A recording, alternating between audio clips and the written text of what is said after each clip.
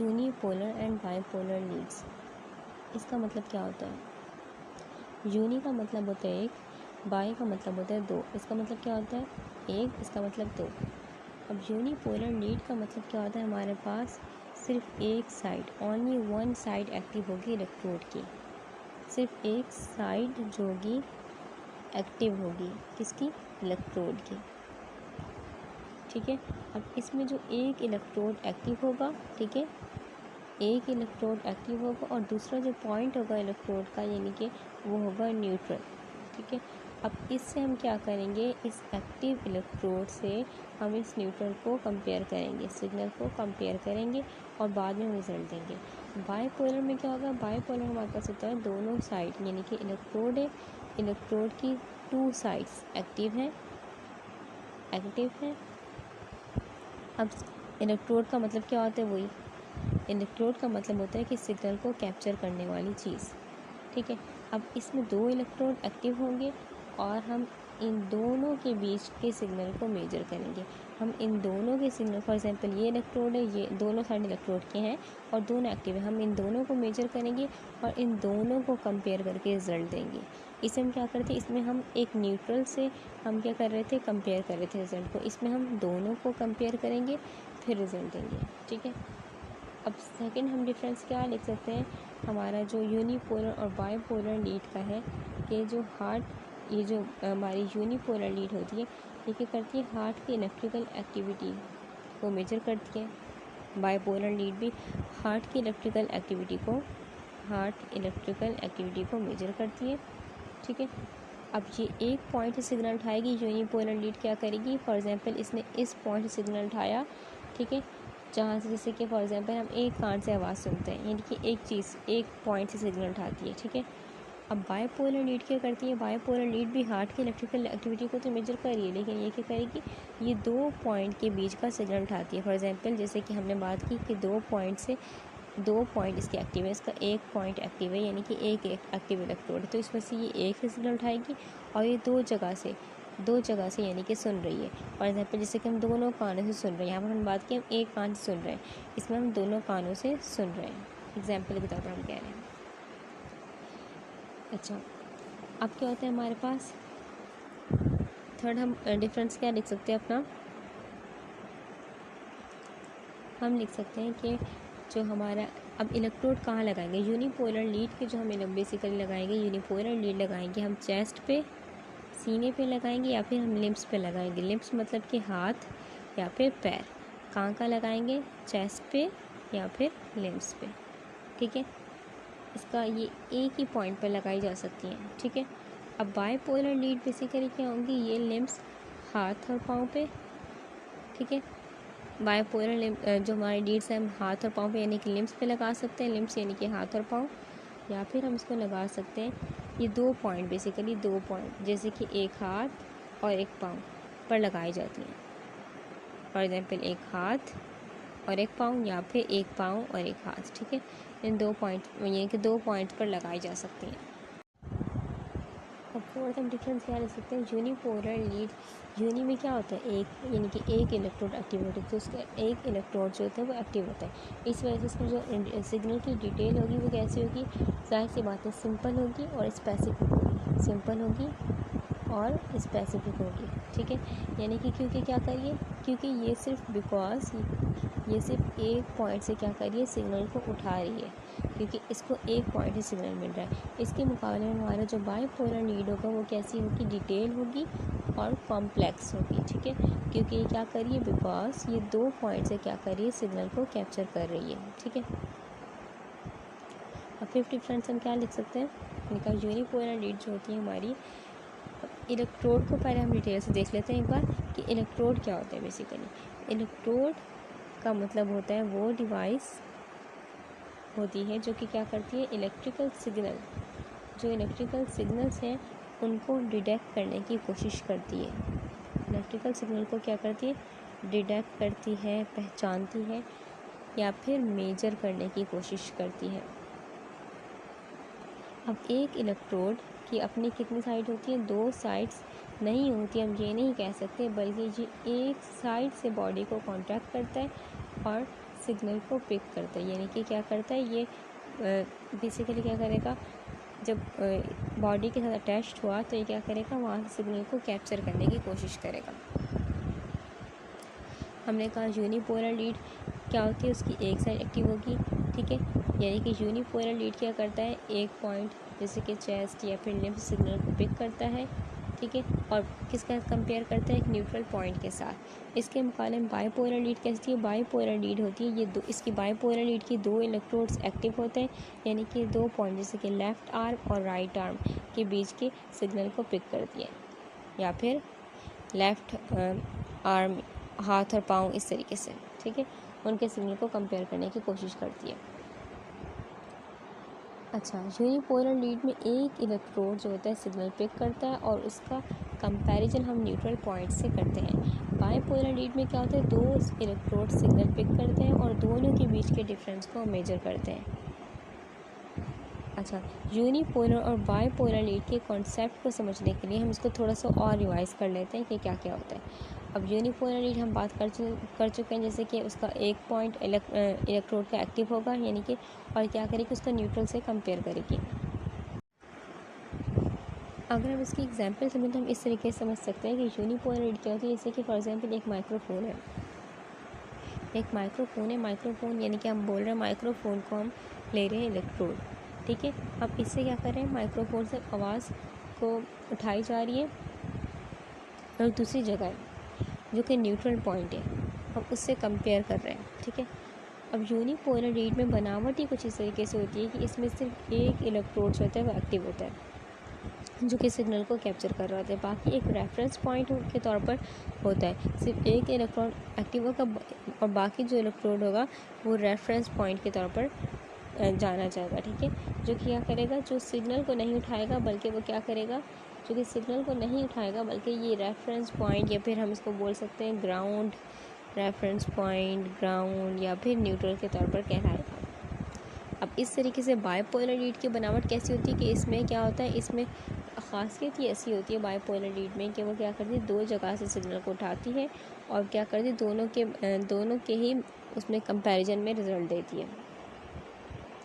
अच्छा, इस तरह से यूनिपोलर लीड क्या होती है, यूनिपोलर लीड दिल के किसी भी एक स्पेसिफिक पॉइंट की एक्टिविटी को रिकॉर्ड करती है, जो कि दिल की इलेक्ट्रिकल एक्टिविटी को एक मखसूस पॉइंट से दिखाती है। यूनिपोलर लीड के बारे में हम थोड़ी सी और डिटेल देखें तो पता चलता है, हम यूनिपोलर लीड बेसिकली जो होता है इसमें एक ही इलेक्ट्रोड से हम हार्ट के सिग्नल को मेजर कर रहे होते हैं।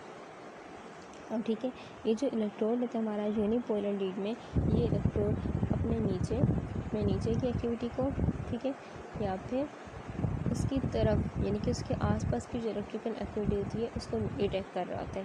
क्योंकि बाईपोलर लीड क्या होती है, बाईपोलर लीड जो होती है दो इलेक्ट्रोड के बीच के वोल्टेज को मेजर करती है, यानी कि दो इलेक्ट्रोड, यहाँ इलेक्ट्रोड लगा हुआ है, यहाँ इलेक्ट्रोड लगा हुआ है, इन दोनों के बीच के वोल्टेज डिफरेंस को, फॉर एग्जाम्पल इसका वोल्टेज डिफरेंस 20 है, इसका वोल्टेज डिफरेंस जितना भी है, इन दोनों में जितना फ़र्क आ रहा है उसको कैलकुलेट करेगी।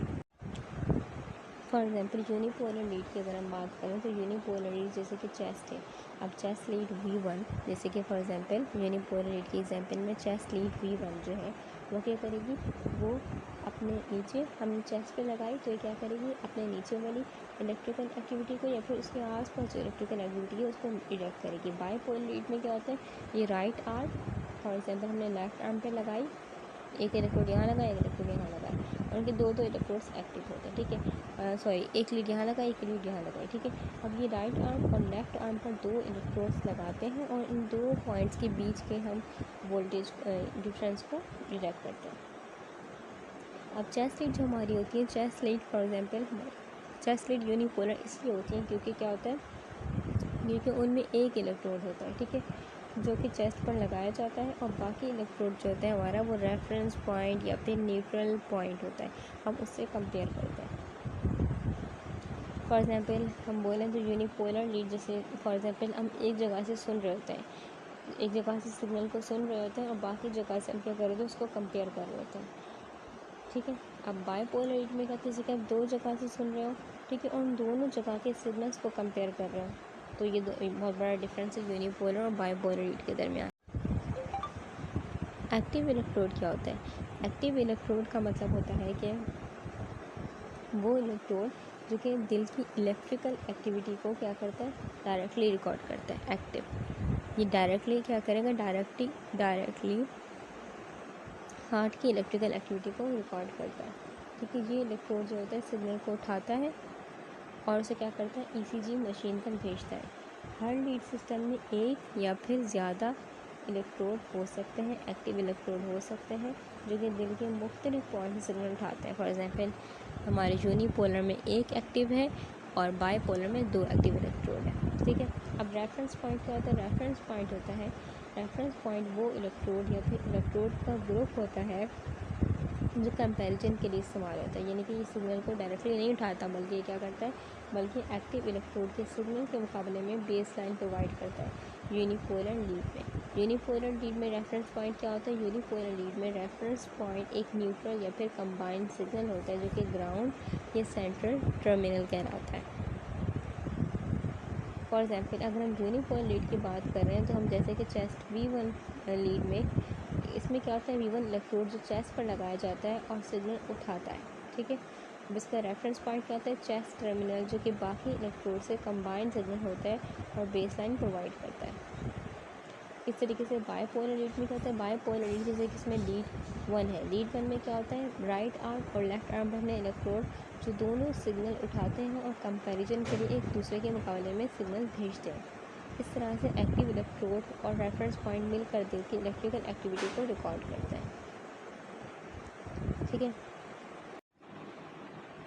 चेस्ट लीड, ये लीड डायरेक्टली हम लगाएंगे चेस्ट पे और ये क्या करेंगी, दिल के डिफरेंट हिस्से, फॉर एग्जांपल ये हमारा हार्ट है, इसके डिफरेंट हिस्से, ये वाला हिस्सा, ये वाला हिस्सा, इनके हर तरफ से उसको देखने के लिए यूज़ होती हैं। इन्हें हम कहते हैं चेस्ट लीड की काउंटिंग जो होती है V1 से V6 तक होती है, V1 से V6 तक। अब V1 जो है ये कहाँ लगती है? V1 हमारे पास लगती है, V1 होती है स्टर्नम के राइट साइड पे, राइट साइड ऑफ स्टर्नम, और V2 जो लगती है left side of sternum. V1 और V2 कहाँ लगती हैं? अगर हम बात करें आसान अल्फाज में तो ये लगती है राइट वेंट्रिकल पे। हमें पता है हमारे हार्ट के 4 हिस्से होते हैं, ऊपर वाले और एट्रिया और नीचे वाले वेंट्रिकल। तो ये जो राइट वेंट्रिकल है बेसिकली यहाँ पर हम लगाते हैं V1 और V2 को। ठीक है, यानी कि हम स्टर्नम की बात करते हैं तो स्टर्नम के हिसाब से हम V1 लगाते हैं राइट साइड स्टर्नम के और V2 लगाते हैं लेफ़्ट साइड स्टर्नम के। स्टर्नम क्या होती है? स्टर्नम का मतलब होता है सीने की हड्डी। ठीक है, अब ये क्या होती है? हमारे चेस्ट में होती है, ठीक है, और बीच में होती है, लंबी होती है, पतली सी हड्डी होती है जो कि रिब्स को जोड़ने में हेल्प करती है। इससे रिब्स क्या होती हैं? अटैच्ड होती हैं।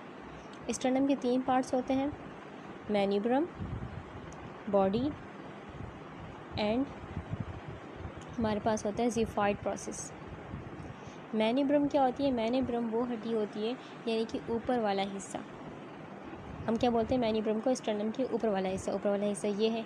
अब ये कौन सा हिस्सा है? इससे कॉलर बोन और पहली 2 रिब्स, फर्स्ट 2 रिब्स, यानी कि ये 3 चीज़ें अटैच्ड होंगी, हम इसको बोलते हैं मैन्यूब्रम। ठीक है, सेकंड क्या है? बॉडी क्या होती है? स्टर्नम की बॉडी होती है यानी कि बीच वाला हिस्सा पूरा जो बाकी बच गया, जो ज़्यादा लंबाई में होता है और बहुत सारे रिब्स से मिलता है, यानी कि बहुत सारे रिब्स नीचे जितनी भी रिब्स हैं इनसे जो मिल रहा है हम उसको बोलते हैं बॉडी। थर्ड हिस्सा हमारा है ज़िफॉइड प्रोसेस, यानी कि नीचे वाला छोटा और पतला सा हिस्सा होता है, हम इसको बोलते हैं ज़िफॉइड प्रोसेस।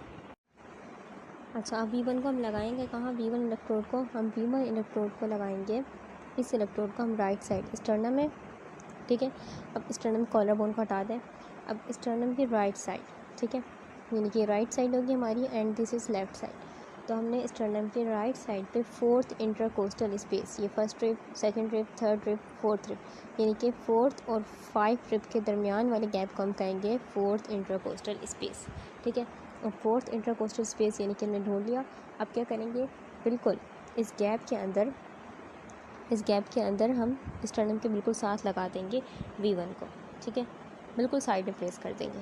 अब इस तरीके से हम V2 कहाँ लगाएंगे, V2 हम लगाएंगे लेफ़्ट साइड पे, स्टर्नम के लेफ़्ट साइड पे, दिस साइड पे, ठीक है।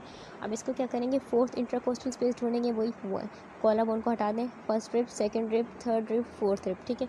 अब फोर्थ रिब को हमने ढूंढ लिया, फोर्थ और 5 रिब के दरमियान को हम बोलते हैं फोर्थ इंटरकोस्टल स्पेस, ठीक है।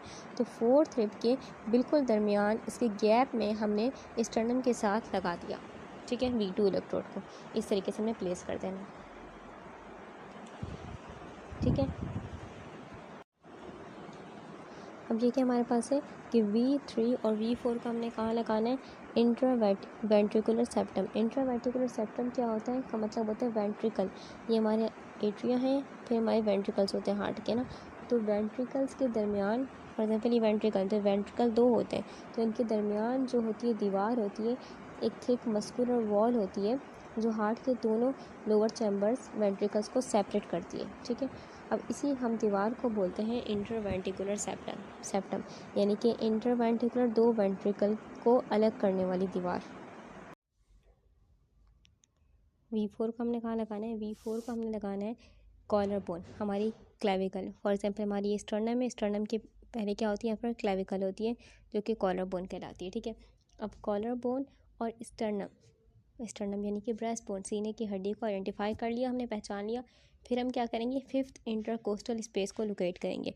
फिफ्थ इंटरकोस्टल स्पेस मतलब क्या, यानी कि 5वीं रिब, 1 2 3 4 5, ठीक है। 5 और 6 रिब के दरमियान वाली स्पेस को हम बोलते हैं फिफ्थ इंटरकोस्टल स्पेस, हमने इसको भी पहचान लिया। फिर हम क्या करेंगे, मिड क्लेविकुलर लाइन को आइडेंटिफाई करेंगे। ये लाइन बेसिकली क्या होगी, हमने क्लेविकल को देख लिया ना, अब क्लेविकल के बीच की जो हिस्सा होगा उसको हम इमेजिनरी कंसिडर करेंगे कि बीच का हिस्सा ये है।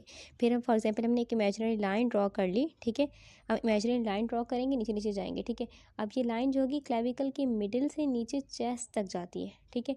अब V4 को हम क्या करेंगे, V4 को हम फिफ्थ इंटरकोस्टल स्पेस यानी कि 5वीं रिब के बीच वाला गैप, 1 2 3 4 5, ठीक है, इस रिब के दरमियान वाला गैप, ठीक है।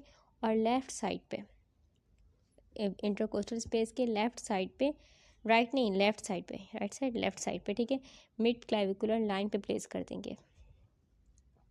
ये हमारी राइट साइड है, दिस इज़ लेफ़्ट साइड, तो हम यहाँ पुट करेंगे, ठीक है। फिफ्थ स्पेस के दरमियान, फिफ्थ रिब के नीचे दरमियान में, और हमारी जो क्लेविकल बोन होगी, क्लेविकल बोन के बीच की लाइन में, इमेजिनरी लाइन के यहाँ पर पुट कर देंगे V4 को, ठीक है। इस तरीके से पुट करेंगे। अच्छा, फिर हम एक बार रिवाइज कर लेते हैं। पहले हमने क्या किया, क्लेविकल को महसूस कर लिया, क्लेविकल को महसूस किया और उसका हमने मिड पॉइंट भी लोकेट कर लिया। फिर हमने क्या किया, मिड पॉइंट से नीचे एक इमेजिनरी लाइन ड्रॉ की जो कि पेशेंट के बेसिकली निपल के आसपास से गुजर कर नीचे जाती है, ठीक है। अब ये मिड क्लेविकल लाइन होती है क्योंकि क्लेविकल के बीच से हमने एक लाइन ड्रॉ की है, ठीक है। अब क्या करेंगे, हम पहले हम रिब्स को लोकेट करेंगे, पहचान लिए हमने रिब्स कौन सी है। फिर हम नीचे की तरफ काउंट करते हैं, 5वीं रिब को ढूंढेंगे। 5वीं रिब को ढूंढ लिया और उसके नीचे वाले स्पेस को हमने ढूंढ लिया। फिर हम क्या करेंगे, 5वीं रिब के नीचे जो स्पेस होगा उसके लेफ़्ट साइड पे, उसके 5वीं रिब इंटरकोस्टल स्पेस के लेफ़्ट साइड पे मिड क्लेविकुलर लाइन पे हम इलेक्ट्रोड को प्लेस कर देंगे। अब क्या है हमारा V3 को हम लगाते हैं V2 और V4 के दरमियान में, ठीक है। अब हमारा जो V2 हमने कहाँ लगाया था, हमने V2 लगाया था। पहले हम क्या करेंगे, V3 को लगाने के लिए हम क्या करेंगे, पहले हम फोर्थ इंटरकोस्टल स्पेस को क्या करेंगे, पहचान लेंगे। फोर्थ इंटरकोस्टल स्पेस को हमने आइडेंटिफाई कर लिया, ये वो जगह होती है जहाँ पर पहली रिब और दूसरी रिब के दरमियान की स्पेस को हम बोलते हैं इंटरकोस्टल स्पेस, ठीक है। फिर हम क्या करेंगे, फोर्थ इंटरकोस्टल स्पेस को स्टर्नम के दोनों साइड पे लोकेट करेंगे। स्टर्नम है, स्टर्नम के दोनों साइड पे हमने क्या ढूंढ लिया, 1 2 3, ये क्लेविकल हो गई, कॉलर बोन इसको छोड़ दें, 1 2 3 4, ठीक है। अब 1 2 3 4, ठीक है। इसके नीचे वाली स्पेस को हम क्या बोलेंगे, फोर्थ इंटरकोस्टल स्पेस। हमने यहाँ भी ढूंढ ली है जगह, ठीक है। हमने दोनों जगह पे फोर्थ इंटरकोस्टल स्पेस ढूंढ ली। फिर हम क्या करेंगे, फिर हम V3 को प्लेसमेंट करने की कोशिश कर रहे हैं। अब V3 लीड को हम डायरेक्टली V2 और V4 के दरमियान में प्लेस करेंगे, ठीक है। V2 को हमने कहाँ प्लेस किया था, V2 को हमने प्लेस किया था fourth intercostal space, right side, and this is left side. तो हमने लेफ्ट साइड V2 को पुट किया था ना, तो V2 को हमने कहाँ पुट किया था, V2 को हमने फोर्थ इंटरकोस्टल स्पेस के लेफ़्ट साइड पे स्टर्नम के बगल में प्लेस किया था, बिल्कुल V2 को यहाँ प्लेस किया था, ठीक है। अब V4 को हमने प्लेस किया था, V4 को fifth intercostal space, this is clavicular line, and clavicular line के बीच में इमेजिनरी लाइन कंसीडर की थी, और नीचे नीचे गए थे हमने फिफ्थ रिब के दरमियान वाला जो गैप था हमने वहाँ एक इमेजिनरी लाइन ड्रॉ करके वहाँ पुट किया था, ठीक है। यानी कि इतना थोड़ा सा गैप होगा, ठीक है, यहाँ पुट किया था। अब क्या करेंगे, इन दोनों पॉइंट्स यानी कि V2 और V4 के दरमियान हम V3 को प्लेस कर देंगे, जो कि फोर्थ इंटरकोस्टल स्पेस में होता है, ठीक है। ये फोर्थ इंटरकोस्टल स्पेस में इन दोनों के दरमियान का यानी कि इन दोनों के दरमियान में हम फोर्थ इंटरकोस्टल स्पेस में V3 इलेक्ट्रोड को प्लेस कर देंगे, ठीक है। पहले हमने क्या किया, पहले हमने V1 और V2 को प्लेस किया। V1 को हमने राइट साइड स्टर्नम पे फोर्थ इंटरकोस्टल स्पेस में प्लेस किया, जबकि V2 को हमने प्लेस किया था लेफ्ट साइड स्टर्नम के फोर्थ इंटरकोस्टल स्पेस में, बिल्कुल स्टर्नम के बगल में प्लेस किया था। फिर हमने V4 को प्लेस किया। V4 को हमने कैसे प्लेस किया, V4 को हमने फिफ्थ इंटरकोस्टल स्पेस में लेफ्ट मिड क्लेविकुलर लाइन यानी कि क्लेविकल के बीच में हमने एक इमेजिनरी लाइन ड्रॉ की। फिर हम नीचे गए, फिर हमने फिफ्थ इंटरकोस्टल स्पेस में उसको इलेक्ट्रोड को पुट कर दिया। अब V3 को हमने कहाँ प्लेस किया, V2 और V4 के दरमियान जो बीच की जगह होगी, ठीक है। यानी कि वो जो जगह होगी हमारी वो होगी फोर्थ इंटरकोस्टल स्पेस, ठीक है ना, उसमें हम V3 को पुट कर देंगे। अब V5 को हमने कहाँ लगाना है, V5 को लगाना है हॉरिजॉन्टल टू V4। हॉरिजॉन्टल मतलब क्या, यानी कि V4 के साथ लगाना है। अब V5 को हमने कहाँ लगाना है, V5 को लगाना है, हमने पहले ढूंढनी है एंटीरियर एक्सिलरी लाइन या फिर एंटीरियर एक्सिलरी फोल्ड। किस तरीके से, पहले हम क्या करेंगे, पहले हम देख लेंगे, फॉर एग्जांपल हमारा स्टर्नम है, ठीक है, और ये क्लेविकल है, तो हमने मिड क्लेविकुलर लाइन को देख लिया। मिड क्लेविकुलर लाइन यानी कि क्लेविकल के बीच में एक पोजीशन हमने देख ली कि क्लेविकल दोनों क्लेविकल की साइड बराबर हो, उसको हमने बोल दिया मिड क्लेविकुलर लाइन, ठीक है। फिर एक इमेजिनरी लाइन हम नीचे लेके जाएंगे। अब फिर हमने क्या ढूंढना है, सेकंड चीज़ हमने ढूंढनी है anterior axillary line. Anterior axillary line मतलब क्या है, ये हमें दिख रही है। फॉर एग्जांपल जैसे कि अगर अपना हाथ उठाएं ऊपर की तरफ, तो हमें क्या दिख रहा है, हमें यहाँ दिख रहा है ये लाइन दिख रही है, इसको हम बोलते हैं एंटीरियर एक्सिलरी लाइन, ठीक है। तो हमारा काम इससे है, ठीक है। इस तरीके से अगर हम यहाँ देखें तो ये एंटीरियर एक्सिलरी फोल्ड कहलाता है, ठीक है, दिस वन। और यहाँ पर हमें दोबारा दिख रही है anterior axillary line. Anterior axillary line को हमने कैसे ढूंढना है, पहले हमने क्या करना है, एक हाथ साइड पे उठाना है। जैसे जैसे हम अगर कोई चीज़ ऊपर उठा रहे हो तो अपने हाथ को ऊपर उठा रहे हो, तो हम इस तरीके से अपना हाथ थोड़ा सा ऊपर उठाएंगे, हमें दिख जाएगी, ठीक है। इससे आर्म पिट का हमारा एरिया क्या हो जाएगा, थोड़ा स्ट्रेच हो जाएगा और आपको एजेस ज़्यादा क्लियरली फील होने लगेंगी। फिर अपने फिंगर्स को हम आर्म पिट के फ्रंट एज, जहाँ से आर्म क्या है चेस्ट से कनेक्ट है, ठीक है, कनेक्ट है, पे रखेंगे। ये वो लाइन है जो आर्म पिट के फ्रंट एज को डिफाइन करती है, ठीक है। फिर हमने क्या किया, एंटीरियर एक्सिलरी फोल्ड को देख लिया। ये एज है जहाँ से क्या होती है, जहाँ से आपकी आर्म जो है, फॉर एग्जांपल ये आर्म है, ये क्या होती है, बॉडी से अटैच्ड होती है। इस एज को हम एंटीरियर एक्सिलरी फोल्ड भी कहते हैं। ये लाइन हमारे चेस्ट के फ्रंट से आर्म पिट के एज तक जाती है। फिर क्या देखना है, हमने स्टर्नम है, ठीक है। अब स्टर्नम की फिफ्थ इंटरकोस्टल स्पेस मतलब क्या, पाँचवीं रिब, क्लेविकल बोन को हटा के 1 2 3 4 5 फिफ्थ रिब के दरमियान वाली स्पेस को हम क्या कहते हैं, intercostal space, fifth intercostal space, ठीक है, को हमने ढूंढ लिया। फिर हम क्या करेंगे, फोर्थ और सिक्स, जो कि क्या होती है, फिफ्थ और सिक्स रिब के दरमियान होती है इंटरकोस्टल स्पेस, ठीक है। फिर हमने लेफ्ट एंटीरियर एक्सिलरी लाइन यानी कि जो लेफ्ट तरफ, राइट तरफ नहीं बल्कि लेफ्ट तरफ एंटीरियर एक्सिलरी लाइन, ये लाइन एंटीरियर एक्सिलरी लाइन को हमने इस तरीके से लोकेट किया, नीचे जाएंगे, ठीक है। फिर हम क्या करेंगे, V5 को हम क्या करेंगे, V5 को फिफ्थ इंटरकोस्टल स्पेस में लेफ्ट एंटीरियर एक्सिलरी लाइन के अराउंड आसपास प्लेस कर देंगे। ये लोकेशन क्या होगी, V4 के लेफ्ट साइड पे होगी। V4 है, V4 फॉर एग्जांपल यहाँ है तो V4 के लेफ्ट साइड पे में ये लोकेशन दिख जाएगी। V5 को वहाँ प्लेस करेंगे। अब V6 लीड जो है वो लास्ट लीड है, वो हम कहाँ लगाएंगे, V6 लीड को हम लगाएंगे, पहले हम दोबारा मिड क्लेविकुलर लाइन को देखना है। Mid clavicular line for example sternum के ऊपर क्या होती है, क्लेविकल, ठीक है। तो क्लेविकल के बीच के हमने आइडेंटिफाई कर लेना है कि क्लेविकल के बीच की साइड कौन सी है। फॉर एग्जांपल हमारी मिड क्लेविकुलर लाइन ये है, तो एक इमेजिनरी लाइन होगी जो नीचे जाएगी, ठीक है, जो कि इमेजिनरी लाइन जो कि चेस्ट से नीचे की तरफ जा रही होगी, ठीक है। फिर हमने सेकंड क्या ढूंढना है, सेकंड हमें आइडेंटिफाई करना है mid axillary line. Mid axillary line क्या होगी, एक्सिलरी लाइन के दरमियान वाली लाइन, यानी कि ये एक्सिलरी लाइन है, ये मिड एक्सिलरी लाइन बीच वाली, एंड नेक्स्ट होगी पोस्ट एक्सिलरी लाइन, ठीक है। तो हमारा काम किससे, मिड एक्सिलरी लाइन, ये रही, ठीक है। मिड एक्सिलरी लाइन को हमने देख लिया, ये लाइन है, ठीक है। अब क्या करेंगे हम, V6 को कहाँ प्लेस करेंगे? पहले हम फिफ्थ इंटरकोस्टल स्पेस को ढूंढेंगे। फिफ्थ इंटरकोस्टल स्पेस के फॉर एग्जाम्पल हमारे स्टर्नम में, तो राइट नहीं बल्कि लेफ्ट साइड पे, ठीक है। तो हमने क्या ढूंढा? Fifth intercostal space, 1 rib, 2 rib, 3 rib, 4, 5। Fifth rib के नीचे वाली स्पेस को हम क्या कहेंगे? Fifth intercostal space. फिर हम क्या करेंगे? फिर मिड एक्सियल लाइन, यानी कि जो लाइन हमने ड्रॉ की, मिड एक्सियल लाइन नीचे नीचे जा रही है, ठीक है। ये लाइन लोकेट करेंगे जो कि आर्म पिट के सेंटर से गुजरती है। फिर हम V6 की लीड रिप्लेसमेंट करेंगे, यानी कि V6 लीड को हम फिफ्थ इंटरकोस्टल स्पेस पे लेफ़्ट मिड एक्सियल लाइन के अराउंड प्लेस कर देंगे, यानी कि लेफ़्ट साइड प्लेस करेंगे और मिड एक्सियल लाइन पे प्लेस कर देंगे, उसके आसपास प्लेस कर देंगे। जो हमारी V5 होगी, V5 वो होगी फिफ्थ इंटरकोस्टल स्पेस, यानी कि फिफ्थ रिब के नीचे वाले गैप में ही होगी, लेकिन वो कहाँ होगी? लेफ़्ट एंटीरियर एक्सियल लाइन, यानी कि वो यहाँ होगी लेफ़्ट एंटीरियर एक्सियल लाइन पे। तो तुम्हारी जो सिक्स होगी, सिक्स लीड वो होगी, यानी कि सिक्स इलेक्ट्रोड जो लगेगा वो लगेगा फिफ्थ इंटरकोस्टल स्पेस। स्पेस वही होगा, लेकिन क्या होगा? थोड़ा सा और इधर, यानी कि ये मिड एक्सियल लाइन पे लगाएंगे, यानी कि इतना थोड़ा सा गैप होगा इसमें V5 और V6 के दरमियान।